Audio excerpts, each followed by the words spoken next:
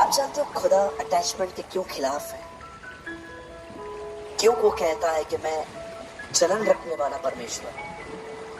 क्यों जब एक बाप के लिए एक बेटे ने कहा, यीशु ने उसको कहा मेरे पीछे आ, उसने कहा मैं अपने बाप को गाड़ के आऊं, उसने कहा मुर्दों को अपने मुर्दे गाड़ने दो। Why? ऐसी लैंग्वेज क्यों यूज करता था वो? क्यों उसने कहा तुम एक साथ दो स्वामियों की सेवा नहीं कर सकते? Why he hate attachments? क्यों कहता है वो कि मैं इसीलिए आया ताकि बेटी को मां से और बाप को बेटे से अलग कर दूं? क्यों?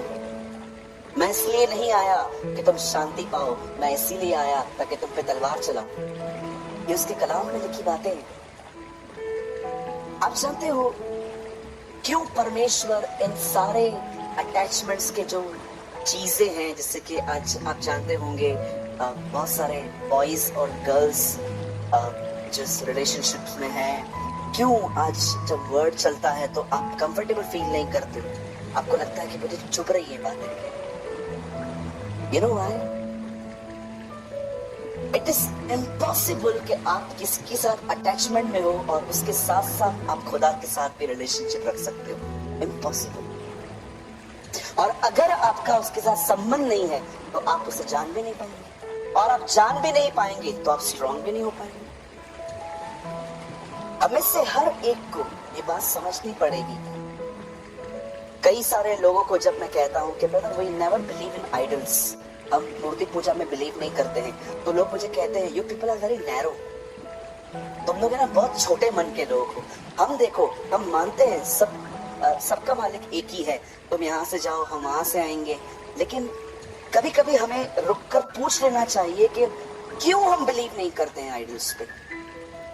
क्योंकि हम ये बिलीव करते हैं कि उसने हमें बनाया है, हम उसे नहीं बना सकते। आप उसे नहीं बना सकते, परमेश्वर आपको बनाता है, आप खुदा को नहीं बना सकते। मुझे आज भी जब बुजुर्ग मिलते हैं, बड़े लोग मिलते हैं और कहते हैं कि तू बाव क्यों नहीं करता, तू झुकता क्यों नहीं है, कभी कभी मैं ऐसी जगहों पे जाता हूँ जहाँ पर कुछ रिचुअल्स फॉलो किए जाते हैं, और जब मैं वहाँ पर जाता हूँ और मैं चुपचाप से साइड में खड़े हो जाता हूँ, मैं किसी बात में इन्वॉल्व नहीं होता, मैं कहाँ पर भी जाने के खिलाफ नहीं होता। कोई मर जाता है मैं वहाँ जाता हूँ, किसकी मैरिज होती है मैं वहाँ जाता हूँ, लेकिन मुझे पता है मुझे किन चीज़ों में हाथ डालना है, किन चीज़ों में नहीं। तब लोग मुझसे पूछते हैं कि ब्रदर आपका ऐसा बिहेव क्यों है? तो मैं उनको कहता हूँ ब्रदर सी, जो कुछ वहाँ से आया है हम वो करते हैं, लेकिन जो मनुष्यों ने बनाया है हम उसमें हाथ नहीं डालते। कभी कभी चीजों को रुककर जान लेना चाहिए why God hate attachments। क्यों वो कहता है इब्राहिम को अपने बेटे को मार? आप जानते हो जब इब्राहिम अपने बेटे को मारने जा रहा था तब परमेश्वर ने उसे कहा इसे छोड़ दे। कहिए मेरे पीछे परमेश्वर, सब कहिए परमेश्वर कभी भी इसहाक को मारना नहीं चाहता था। परमेश्वर इब्राहिम के अंदर इसहाक को मार रहा था। आप समझे? क्योंकि परमेश्वर जानता था कि अगर ये इसी के साथ जुड़ा हुआ रहेगा ये मुझसे कभी नहीं जुड़ पाएगा। You must understand. कुछ लोग कहते हैं ब्रदर परमेश्वर इब्राहिम के द्वारा इसहाक को मारा था, कभी भी नहीं। इसहाक उसके मन में भी नहीं था कभी। वो इब्राहिम के अंदर जो 3 दिन चला ना, ओ मेरा बेटा जाएगा जाएगा जाएगा जाएगा जाएगा, जैसे उसने अंदर से उसे खो दिया, उसके बाद परमेश्वर ने कहा बस वर्क इज डन, मैंने तुझे पाया। जानते हो जब परमेश्वर के सामने वो गया था तो प्रभु ने उसे क्या कहा था? इब्राहिम अपने बेटे को, इकलौते बेटे को जिससे तू बहुत प्रेम करता है उसे मार।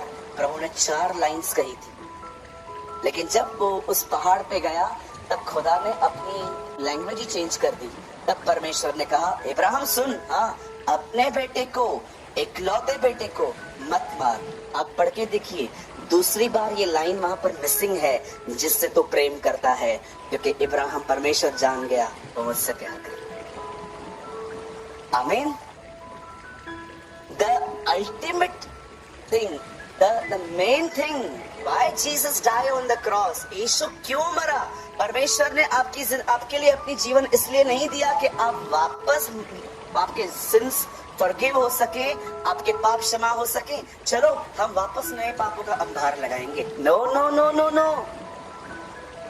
परमेश्वर ने अपने बेटे को सिर्फ इसलिए नहीं भेजा कि आपके पाप माफ हो जाए और सब कुछ ठीक हो जाए और आप वापस अपनी जिंदगी जिए। आप में से कितने लोग ये बात जानते हैं? हमारे बाइबल में एक वर्ड है, वह इसीलिए मरा ताकि हम जिए।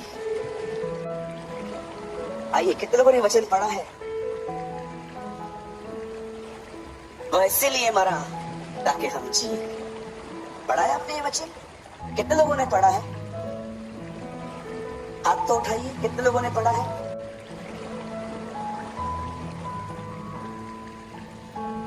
हाँ, हाथ उठाइए ना। कितने लोगों ने ये वचन पढ़ा है?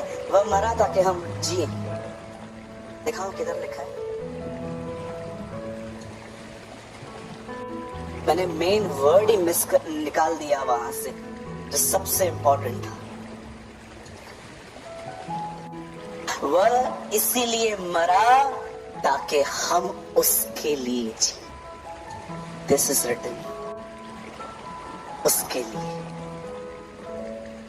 यीशु सिर्फ इसलिए नहीं मरा कि आपको माफी मिले और आप वापस अपनी जिंदगी शुरू करें। नो, वो इसीलिए मरा ताकि वो आपको पा ले। आमीन। ये लोग मेरी बात समझ पा रहे हैं? जब आप और मैं परमेश्वर के साथ संबंध रखना शुरू करते हैं, तब हम उसे जानना शुरू करते हैं। बिलीव मी, हजारों बातें जो वो करने वाला है, वो पहले आपसे शेयर करेगा। ट्रस्ट,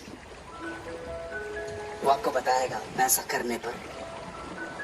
उसने इब्राहिम के लिए भी यही कहा, क्या मैं वो काम इब्राहिम को न बताऊं जो मैं करने वाला हूं? क्यों प्रभु, आप उसे क्यों बताने चाह रहे हैं? क्यों? क्योंकि इब्राहिम भी सब बताता है मुझे। That's called relationship.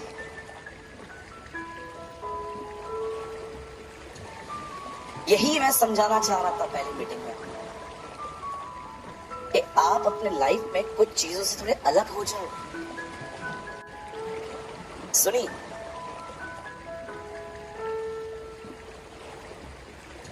एक टाइम ऐसा था मेरे लाइफ में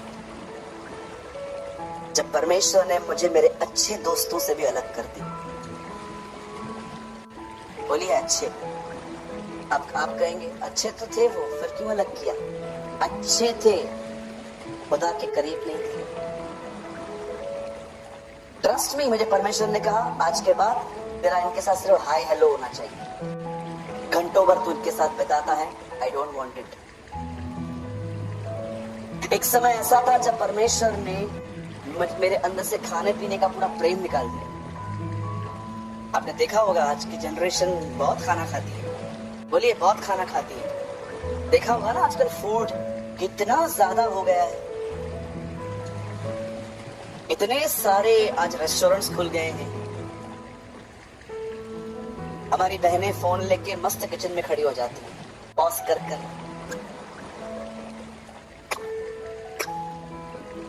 करते हैं। कितनी डिशेस आ गई है। यीशु ने कहा उसके आने से पहले एक क्रेज बहुत बढ़ेगा। बोलिए, खाने पीने का। हाँ, उसने कहा अंतिम दिन खाने पीने के दिन है। समझ पा रहे हैं मेरी बातों को? नहीं समझ पा रहे? आप परमेश्वर को जानना चाहते हैं? मैं आपको कहना चाहता हूं, कभी कभी आपको अच्छी बातें भी बंद करनी पड़ेंगी। मेरे बहुत अच्छे दोस्त थे, बड़े प्यारे थे, लेकिन वो खुदा के करीब नहीं थे और मैं उनके बहुत करीब था। मुझे एक दिन परमेश्वर ने कहा, बाहर आ जा, क्योंकि ये व्यक्ति तेरा बहुत समय लेता है। आप समझ पा रहे हैं? परमेश्वर को जानना सिर्फ चर्च आने से नहीं होता। सिर्फ YouTube पे किसी के मैसेजेस को सुन के आप खुदा को नहीं जान सकते। आपको परमेश्वर को जानने के लिए न केवल बुरी बातें, पर कभी कभी अच्छी चीजों से भी आपको मन फिराना पड़ता है। मेरी बात समझ पा रहे? मुझे पता है आज नहीं, लेकिन 2, 3, 4 साल के बाद जब आप एक लेवल पे पहुंचेंगे ना, तब आपको पता चल जाएगा कि एक्चुअली मैं एक ऐसी लेवल पर हूं जहां पर परमेश्वर से मुंह से निकली हुई बात को छोड़ और किसी चीज की वैल्यू नहीं। जीसस ने 1000 काम किए होंगे अपनी मिनिस्ट्री में, लेकिन जाने से पहले वो कहता है, मैं स्वर्ग से पृथ्वी पर सिर्फ अपने बेचने वाले की मर्जी पूरी करने के लिए आया। ये उसका जीवन था। मैं आप में से हर एक को रिक्वेस्ट करता हूं, इन दिनों में झांचिए आपका समय कहां खर्च हो रहा है, आपका टाइम कहां जा रहा है। कहीं ऐसा तो नहीं है कि आप उन लोगों के साथ समय बिता रहे हो जो अच्छे हैं, पर उनके साथ बैठ के आपकी कोई स्पिरिचुअल ग्रोथ नहीं होती। They are good people, they are nice people, they are decent people, very nice. Hi, hello, praise the Lord, जय मसीह की। लेकिन हम उनके करीब जाएंगे, उनके घरों में रहेंगे, वो हमारे घरों में रहेंगे, सारा दिन चिट चैट करते रहेंगे। मैं आपको बताना चाहता हूँ, you are wasting your time. आप अपने समय की बर्बादी कर रहे हैं। एक भाई मुझे रोज मैसेज करता था, हेलो ब्रदर कैसे हो। मैंने एक दिन उसको काइंडली लिखा, ब्रदर मैं बहुत अच्छा हूँ प्रभु के अनुग्रह से, आप कैसे हो। अगले दिन फिर से उनका मैसेज आया, हेलो ब्रदर आप कैसे हो। मैंने सोचा कल तो पूछा अच्छा हूँ। फिर अगले दिन उन्होंने फिर मैसेज किया, सुरेश भाई कैसे हो। मैंने कहा भैया मैं अच्छा हूँ। थर्ड डे पे उन्होंने फिर से पूछा, गुड मॉर्निंग भाई, प्रेज द लॉर्ड, आप कैसे हो। मेरे को लगा अब ये चीजें मेरा टाइम वेस्ट कर रही है, तो मैंने उनको लिख के भेजा, मैं सदा खुश रहता। चौथे दिन उनका कोई मैसेज नहीं आया, क्योंकि मैंने हर बात का जवाब वही दे दिया। कई अपने बाजू वाले से मैं सदा खुश रहता हूं। मैं एक ऐसा व्यक्ति बन जाऊंगा जो कभी नहीं हारेगा। यस, आमेन। कितने लोग ये बिलीव करते हैं कि परमेश्वर आने वाले दिनों में आपको एक ऐसा व्यक्ति बनाएगा जो कभी नहीं हारेगा।